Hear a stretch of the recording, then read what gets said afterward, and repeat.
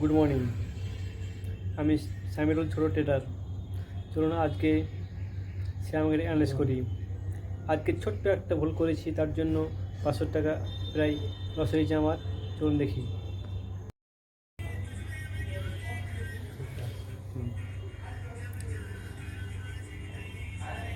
তো চলে এসেছি ট্রেডিং ভিউ সফটওয়্যারে।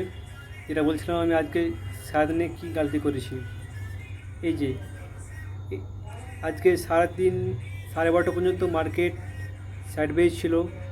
মার্কেট সেলিংয়ে এসেছে, ছোটো ছোটো পোল ব্রেক এসেছে, তারপর আবার যে মার্কেট ফল করেছে, এই যে ক্যান্ডেলে আমি বাই করেছি।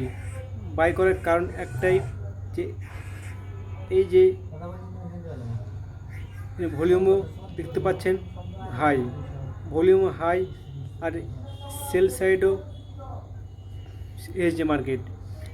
আমি তাই এই যে মানে এই যে জোনে মার্কেট সেল করেছি, এই মার্কেট সেল করেছি।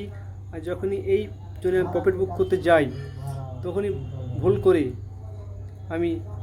করে একটা টিপে দিই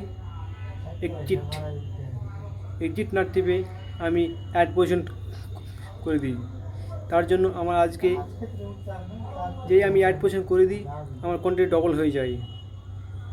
এই যে এই জোনে টপ লস ছিল আমার, হিট করে গেছে। দিন মার্কেট এখানেই ছিল, এই জন্যই ছিল। লাস্টের বেলায় মার্কেট ফল করেছে। তবে আমি আজকে শিখলাম এই জিনিসটাই, কি শেয়ার মার্কেট তাড়াহুড়োর জিনিস নয়, ধীরে সুস্থে ঠান্ডা মাথায় কাজ করতে হবে। আজকে অপোজিট ছিল এক জায়গাতেই, সেটা হলো এই যে জোন। আমি সেটা মিস করেছি, তাই এখানে আমি ট্রেড নিয়ে প্রফিট ছিলাম আমি, কিন্তু একটা ভুলের কারণে আমার আজকে লস হয়ে গেছে। চলুন দেখা যাক ব্যাঙ্ক নিফটি।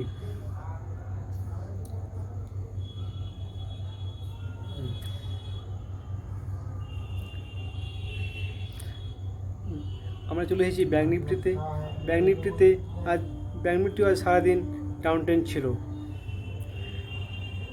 ব্যাঙ্ক নিফটি আজ সারাদিন ছিল, কিন্তু এই যে হ্যামার ক্যান্ডেল বানিয়েছে, আমি জানি না আমার কত বন্ধুরা আজকে এই যে হ্যামার ক্যান্ডেল দেখে এখানে বাই করে, আর তারা টপলাস হিট করে দেয়। এই যে জোনে টপলাস হিট করে, আর এখানে দেখতে পাচ্ছেন বড় বড় দুটো সেলিং ক্যান্ডেল বানিয়েছে। তবে বুলিশ সাইড ছিল না আজকে শেয়ার মার্কেট, আজকে ছিল ডাউন ট্রেন্ড। চলুন বটম দেখি নিফটি 50। বলি আমরা প্রথমেই একদিন, তারপর দাঁড়ান 1 মিনিট। এই যে নিফটি 50 দেখতে পাচ্ছেন বটম ফ্রেমে, যেটা ডেল টাইম ফ্রেম বলি আমরা, হ্যান্ডেল শোল্ডার একটা প্যাটার্ন বানিয়েছে। সেটা ব্রেক আজকে করতে পারেনি, কিন্তু কালকে আশা করি করে যাবে। সাপোর্ট জোনে ছিল আছে একদম।